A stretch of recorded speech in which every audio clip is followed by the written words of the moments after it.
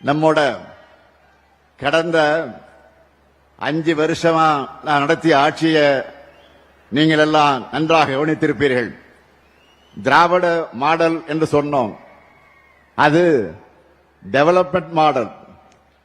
அது வளர்ச்சி என்பது அனைத்து துறை வளர்ச்சியா, அனைத்து தரப்பு மக்களுக்கான வளர்ச்சியா, அனைத்து மாவட்டங்களுக்கான வளர்ச்சியா இருக்க வேண்டும் என்று திட்டமிட்டு ஒவ்வொரு திட்டத்தையும் நாங்கள் செயல்படுத்திக்கிட்டு இருக்கிறோம். அந்த வகையில் நம்ம ஈரோடு மாவட்டத்திற்கு செய்யப்பட்டிருக்கக்கூடிய திட்டங்கள்ல சிலவற்றை மட்டும்தான் வெறும் தலைப்புச் செய்திகளாக உங்களுக்கு நான் நினைவுபடுத்த விரும்புகிறேன். அதிமுக ஆட்சியில விவசாயிகளுடைய பல்வேறு போராட்டங்களால் கொண்டு வந்த மேற்கு மண்டல மக்களுடைய கனவு திட்டமான அத்திக்கிழவு அவிநாசி திட்டம், அதை முழுமையாக நிறைவேற்றி காட்டிய ஆட்சிதான் நம்முடைய திராவிட மாடல் ஆட்சி. ஆட்சிக்கு வந்த அடுத்த ஆண்டு ஈரோட்டில் மஞ்சள் ஆராய்ச்சி மையத்தை திறந்து வச்சேன். ஈரோடு மக்களுடைய 20 ஆண்டு கால கோரிக்கையை நிறைவேற்ற சிக்கைய நாயக்கர் தனியார் கல்லூரிய அரசு கல்லூரியாக மாற்றி இன்றைக்கு இருக்கிறோம். ஈரோடு மாநகராட்சி பேருந்து நிலையம், அதேபோல் பவானிசாகர் மற்ற அந்தியூர் பகுதியில் அணை கட்டுறதுக்காக நிலம் கொடுத்தவங்களுடைய என்ஜிஓ நிலங்களை நிபந்தனை பட்டாக்களை அயன் பட்டாக்களாக மாற்றி நீண்ட நாள் கோரிக்கையை நிறைவேற்றி தந்தவர்கள் தான் திராவிட மாடல் ஆட்சி. நாட்டுக்காகவும் நாட்டு மக்களுக்காகவும் உழைச்ச தலைவர்களை போற்றி நினைவு சின்னங்கள் அமைச்ச அந்த மரியாதையை செலுத்துறதுல திமுக அரசுக்கு இணையா எந்த அரசையும் நாம் சொல்ல முடியாது. அதற்கு எடுத்துக்காட்டுத்தான் ஜெயராமபுரத்தில் விடுதலை போராட்ட வீரர் பொல்லான் அவர்களுக்கு முழு உருவச்சிலையோடு அரங்கம் கட்டியிருக்கிறோம். அதேபோல் அரச்சலூர் ஓடா நிலையில விடுதலை போராட்ட மாவீரர் தீரன் சின்னமலை அவர்களுக்கு குதிரை மேல் அமர்ந்துள்ள வெண்கல சிலையை அமைச்சிருக்கிறோம். முழுக்கந்துறையில உத்தம தியாகி ஐயா MA ஈஸ்வரன் அவர்களுக்கு முழு உருவ சிலையோடு அரங்கத்தை திறந்து வைத்திருக்கிறோம். சித்தோடு ஆவின் வளாகத்தில் பால் வளர்த்த தந்தையாக விளங்கிய SK பரமசிவம் அவர்களுக்கு முழு உருவ சிலையை திறந்து வச்சிருக்கிறோம். அட்டவணை பிடாரியூர்ல விடுதலை போராட்ட வீரர் குடிகாத்த குமரன் அவர்களுக்கு முழு உருவச் சிலையோட அரங்கம் அமைச்சு அதை கட்டி வைத்திருக்கிறோம். அந்தியூர்ல அரசு கலை மற்றும் அறிவியல் கல்லூரியை தொடங்கி இருக்கிறோம். தாளவாடியில அரசு மற்றும் கலை மற்றும் கல்லூரியை தொடங்கி இருக்கிறோம். ஈரோடு, சத்தியமங்கலம் மற்றும் கோபிச்செட்டிப்பாளையத்தில் அறிவுசார் மையங்களை அமைக்கவிருக்கிறோம். பேரூராட்சிகள் சார்பில் 70 பூங்காக்கள் அமைச்சிருக்கிறோம்.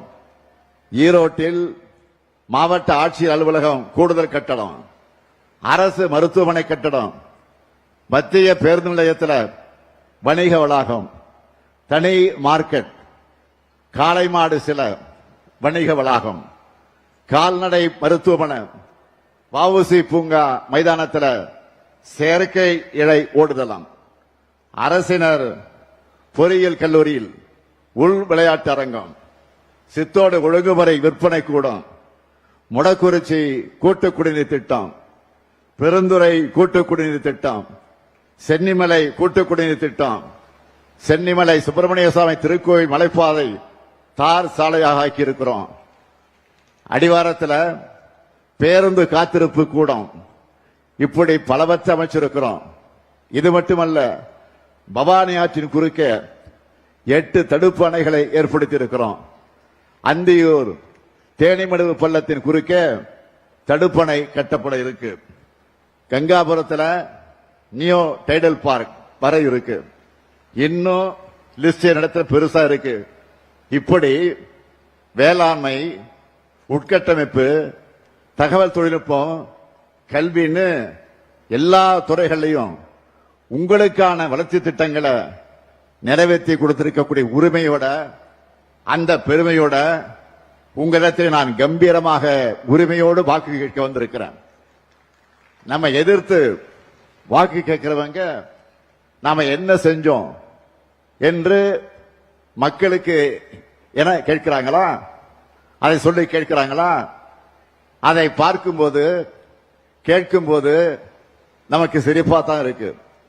கேள்வி கேட்பவர்களுக்கு நான் தெம்போடு சொல்றேன், தமிழ்நாடு முழுக்க எங்க திட்டங்களால பயனடையக்கூடிய பயனாளிகள் வீட்டுக்கு ஒருத்தராவது நிச்சயம் இருக்காங்க. அவங்க சொல்வாங்க, உங்களுக்கு இந்த திராவிட மாடல் அரசு என்ன செஞ்சது என்று ஒவ்வொரு திட்டத்தையும் உன்னிப்பாக கவனிச்சு எல்லாருக்கும் திட்டங்களை நிறைவேற்றிட்டு இருக்கிறோம். சுருக்கமா சிலதை மட்டும் நான் சொல்ல விரும்புறேன். 1,31,00,000 மகளிருக்கு மாதந்தோறும் 1000 ரூபாய் உரிமை தொகை, மகளிருக்கு கட்டணமில்லா விடியல் பயண திட்டம், கல்லூரி மாணவியருக்கு மாதந்தோறும் 1000 ரூபாய் வழங்கக்கூடிய புதுமை பெண் திட்டம், அதேபோல் மாணவர்களுக்கு தமிழ் புதல்வன் திட்டம், மகளிர் பாதுகாப்பாக தங்குவதற்கு தோழி விடுதிகள், மகளிர் சுய உதவி குழுக்களுக்கு வரலாற்றிலே இல்லாத அளவுக்கு சுழல் நிதி, தாய் சேய் நல பரிசு பெட்டக திட்டம், கர்ப்பிணி பெண்களுக்கான தடுப்பூசி திட்டம், பிற்படுத்தப்பட்டோர் மற்ற சிறுபான்மையின பெண்களுக்கான நுண்கடன் திட்டம், ஆதி திராவிடர் மற்ற பழங்குடியின பெண்களுக்கான தொழில் முனைவோர் திட்டம், மலைவாழ் மக்களுக்கான மருத்துவ சேவை திட்டம், கை குழந்தைகள் மற்றும் இளம் குழந்தைகளுக்கான ஊட்டச்சத்து திட்டம்னு இந்த திட்டங்களை பற்றி நான் நாள் முழுக்க இங்கே சொல்லிக் கொண்டிருக்க முடியும். அதனால்தான் நான் போற இடத்திலெல்லாம் தாய்மார்கள், சகோதரிகள், மாணவிகள், இளைஞர்கள்னு எல்லாரும் கூடி அளவில்லா அன்போடு வரவேற்கிறாங்க. குடும்பத்தில் ஒருத்தராக நினைச்சு பாசத்தை பொழிகிறாங்க. மகளிர் சிறந்து விளங்கினா அவங்களுடைய குடும்பம் மட்டுமல்ல, ஒட்டுமொத்த சமூகமும் சிறந்து விளங்கும் என மகளிருடைய உயர்வுக்கு, பொருளாதார சுதந்திரத்துக்கும் நாம எடுத்திருக்கக்கூடிய முன்னெடுப்புகள் பல மாநிலங்களுக்கு வழிகாட்டியாக இருக்க போகுது.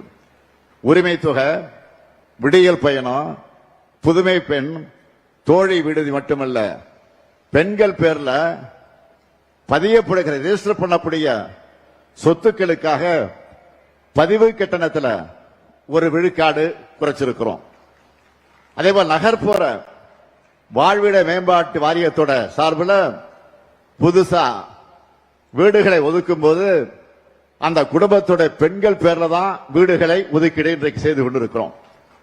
அதேபோல் குழந்தை திருமணம், குழந்தை பாலியல் வன்கொடுமை, குடும்ப வன்முறை உள்ளிட்ட பிரச்சனைகளுக்கு தீர்வு காண பாலின வள மையங்களை உருவாக்கி இருக்கிறோம். சிறுமிகள் மீதான பாலியல் வன்கொடுமை குற்றங்கள்ல ஈடுபடக்கூடியவங்களுக்கு மரண தண்டனை விதிக்கக்கூடிய அளவுக்கு சட்டத்தை கொண்டு வந்திருக்கிறோம். டிஜிட்டல் குற்றங்களுக்கும் கடுமையான தண்டனைகள் கொடுக்கிற சட்டங்கள் நிறைவேற்றி இருக்கிறோம். ஒரு குற்றம் நடந்தா எவ்வளவு துரிதமாக நடவடிக்கை எடுத்து குற்றவாளியை தண்டிக்கிறோம் என்பதனால காரணத்தினால்தான் ஒரு அரசுடைய செயல்பாடு மதிக்கப்படும். அப்படி பார்த்தா 86 விழுக்காட்டுக்கு மேலான வழக்குகள்ல 60 நாட்களுக்குள்ள குற்றப்பத்திரிகை தாக்கல் செய்யப்பட்டது இந்த திராவிட மாடல் ஆட்சியிலே தான். இந்தியாவிலேயே பெண்கள் அதிகமாக வேலைக்கு போகிறது நம்முடைய தமிழ்நாட்டில் தான். இந்த சட்டம் ஒழுங்கா சரியாக இருக்கு, பெண்கள் பாதுகாப்பாக இருக்கிறாங்க, அதனால தைரியமாக வேலைக்கு போகிறாங்க. ஏராளமான தொழிற்சாலைகளும் தமிழ்நாட்டை நோக்கி வந்து கொண்டிருக்கிறாங்க. தமிழ்நாட்டுடைய இந்த வளர்ச்சி பாஜகவோட கிளை செயலாளராக இருக்கக்கூடிய பழனிசாமி அவர்களுக்கு எரிச்சல் தருது, வயிறு எரியுது. அவருடைய என்ன ஓட்டம் என்ன தெரியுமா? என்னடா கால்கள் எல்லாம் தவழ்ந்து போய் கால்கள் எல்லாம் வாரிவிட்டு ஆட்சிக்கு வந்தோம். இந்த திமுகவும் ஸ்டாலினும் ஒரு தேர்தலில் கூட ஜெயிக்க விட மாட்டேங்கிறாங்க என்ற பொறாமையில அந்த பொய்யையும் பொருளையும் பரப்புகிறார். பெண்கள் பாதுகாப்பை பற்றி பேசுவதற்கு பழனிசாமிக்கு அருகதை இருக்கா? திமுகவோட பொல்லாத ஆட்சிக்கு இன்றைக்கு எத்தனையோ உதாரணங்கள் இன்றைக்கு சொல்லிக்கிட்டு இருக்கிறாங்க. ஆனால் அதிமுக பொல்லாத ஆட்சிக்கு பொள்ளாட்சியே சாட்சின்னு ஒட்டுமொத்த தமிழ்நாடும் சொல்லிச்ச. அண்ணா அடிக்காதீங்க அண்ணா வலிக்குதுன்னு அப்பாவி பெண்கள் கண்ணீரோடு கதறினாங்களே, இப்பவும் நம்முடைய காதுகளில் அது ஒலிச்சுக்கிட்டு இருக்கு. அந்த கதறல் கூட பழனிசாமியோட மனசாட்சியை உழுக்கலையா? பொள்ளாச்சி வழக்கில் எப்படிப்பட்ட நாடகங்களை எல்லாம் நடத்தினார் பழனிசாமி. முதல்ல வழக்கு போடாமல் இழுத்தடிச்சார், பிறகு சம்பந்தப்பட்ட குற்றவாளிகளை தப்பிக்க விட்டார், பாதிக்கப்பட்ட பெண்களுடைய பெயர்களை பொதுவெளியிலே சொல்லி மிரட்டல் விடுத்தாங்க. ஆனா அந்த வழக்கையும் முறையாக நடத்தி குற்றவாளிகளுக்கு ஆயுள் தண்டனை வாங்கி தந்து 85 லட்சம் ரூபாய் இழப்பீட்டையும் இன்றைக்கு வாங்கி தந்த ஆட்சிதான் திராவிட மாடல் ஆட்சி. பொள்ளாச்சி வழக்கு மட்டுமா? ஒரு பெண் எஸ்பிக்கு பாலியல் தொல்ல யார் கொடுத்தார்? டிஜிபிஏ கொடுத்திருக்கிறார். அதை பாதுகாத்தது யார்? இப்ப எதிர்க்கட்சி தலைவராக அன்றைக்கு முதலமைச்சராக இருந்த பழனிசாமி தானே. அந்த பெண் எஸ்பியை வழிமறிச்சு ஒரு டிஜிபியே மிரட்டினது பழனிசாமி ஆட்சியில தானே. இந்த வழக்கில் கூட தண்டனை வாங்கி கொடுத்தது நம்ம ஆட்சியில தான். இதெல்லாம் மட்டுமல்ல, பெண்களுக்கு எதிரான குற்றங்களும் அதிமுக ஆட்சிகளுக்கும் பெரிய ஹிஸ்டரியே இருக்கு. தருமபுரியில பேருந்துல 3 மாணவிகள் எரிக்கப்பட்டாங்களே, பெண் ஐஏஎஸ் மீது ஆசிட் பீச்சின்னு பெண்களுக்கு எதிராக அதிமுக செஞ்சிருக்கக்கூடிய படுபாதகங்களை பெரிய லிஸ்டே போடலாம். ஆனா பெண்களுக்கு எதிரான குற்றங்களுக்கு மரண தண்டனை கொடுக்கும் அளவுக்கு சட்டங்களை நிறைவேற்றி இருக்கக்கூடிய நம்முடைய ஆட்சிதான் திராவிட மாடல் அரசு. பெண்களுடைய பாதுகாப்பு கேள்விக்குறியானது பழனிசாமி ஆட்சியில. பெண்களை பாதுகாத்து கல்லூரிகளுக்கும் வேலைகளுக்கும் அனுப்பி வச்சு தலைநிமிர வச்சு உச்சத்தோனா இருக்கிறது திராவிட மாடல் ஆட்சி தான். இந்த உண்மைகளை எல்லாம் பொய் செய்திகளையும் அவதூறுகளையும் பரப்பி மறைக்கலாம், திசை திருப்பலாம் என்று கருதி பாஜகவோட என்டி ஆட்சியை கொண்டு வந்து தமிழ்நாட்டை கபலீகரம் செஞ்சிடலான்னு கற்பனை கோட்டையில இன்றைக்கு அவர் உலா வந்து கொண்டிருக்கிறார். தன்னுடைய அரசோட சாதனைகளை சொல்ல பழனிசாமி கிட்ட எதுவும் இல்லை. தமிழ்நாட்டுக்கு எலெக்ஷன் டூர் வர வந்து கொண்டிருக்கக்கூடிய பிரதமர்கிட்டையும் எதுவும் கிடையாது. சாதனைன்னு சொல்லிக்கலாம்னு நினைச்சா என்ன சொல்லலாம்? மதுரை எய்ம்ஸ் செங்கல் செங்கலா கட்டிக்கிட்டு இருக்கிறாங்க, அதுதான் சாதனை. அவங்க கிட்ட சாதனை லிஸ்டே இல்ல. ஆனா நம்ம கிட்ட துரோக லிஸ்ட் இருக்கு, அவங்களுடைய துரோக லிஸ்ட் இருக்கு. சொல்லட்டுமா?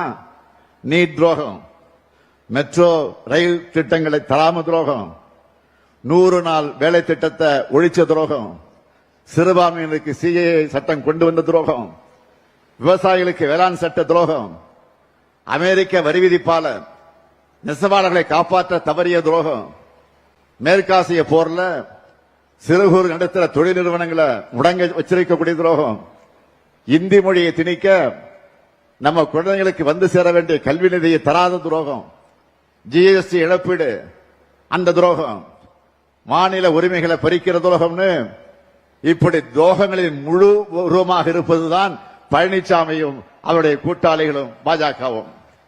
குற்றங்களுக்கு மேல் குற்றங்கள் செஞ்சுட்டு தமிழ்நாட்டு மக்கள் முன்னாடி குற்றவாளி கூட்டில் வந்து நின்றுகிட்டு இருப்பது யார்? என்டிஏ கூட்டாளிகள். மதச்சார்பற்ற முற்போக்கு கூட்டணி அமைச்சோம். இங்க அண்ணன் முத்தரசன் வந்திருக்கிறாரு. கொள்கை மாறாம இன்றைக்கு நாங்கள் பயணம் செஞ்சுக்கிட்டு இருக்கிறோம். எப்படிப்பட்ட பயணம்? மாநில உரிமைகளை காக்க, தமிழை உயர்த்த, இனமான உணவை போற்ற, தமிழ்நாட்டின் தனித்துவத்தை காப்பதற்கு கொள்கைகளால நாங்கள் உண்டு சென்றிருக்கிறோம். ஆனா என்டிஏ கூட்டணி பாருங்க. 2016 அமித்ஷா என்ன சொன்னாரு?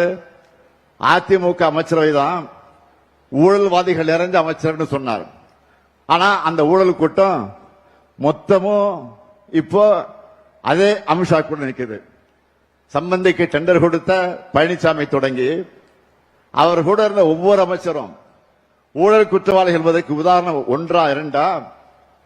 குட்கா குற்றவாளி, உள்ளாட்சி டெண்டர் குற்றவாளி, இப்படி ஒரு டஜன் அதிமுக முன்னாள் அமைச்சர்களை சொல்லலாம். அவங்க மட்டுமல்ல, அவங்க கூட கூட்டணி வச்சிருக்கிறாங்களே பாருங்க நீங்க நல்லா.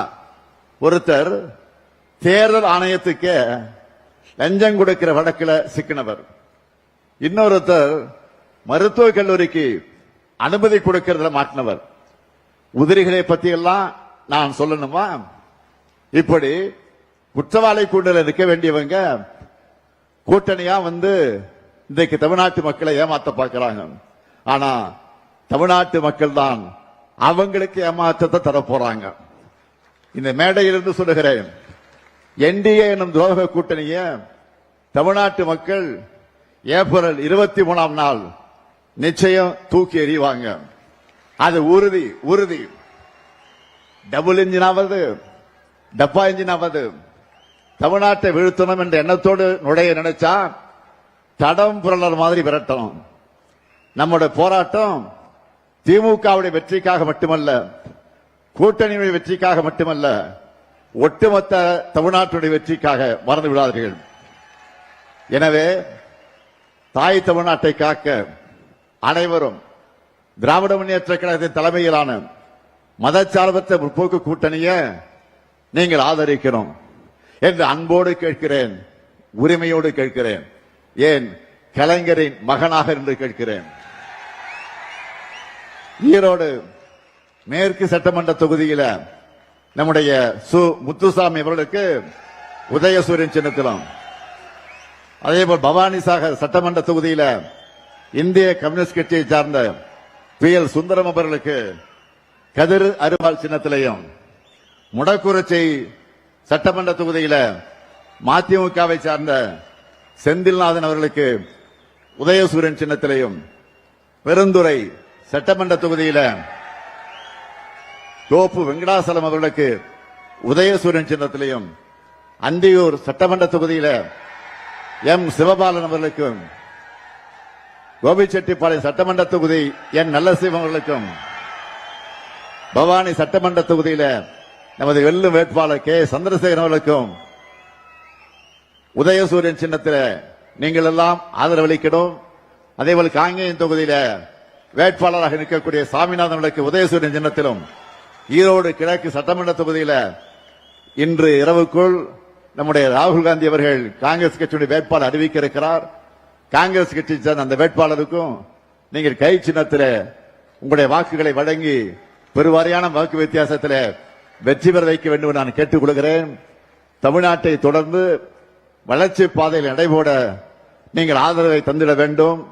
அமையவுள்ள திராவிட மாடல் 2.0 ஆட்சியில தன்னகரில்லா தமிழ்நாட்டை உருவாக்குவோம். உலகமே திரும்பி பார்க்கக்கூடிய அளவுக்கு உயர்த்துவோம். ஆதரிப்பேர் மதச்சார்பற்ற முற்போக்கு கூட்டணி வேட்பாளர்களை வெல்வோம் ஒன்றாக, வெல்வோம் ஒன்றாக, வெல்வோம் ஒன்றாக. நன்றி, வணக்கம்.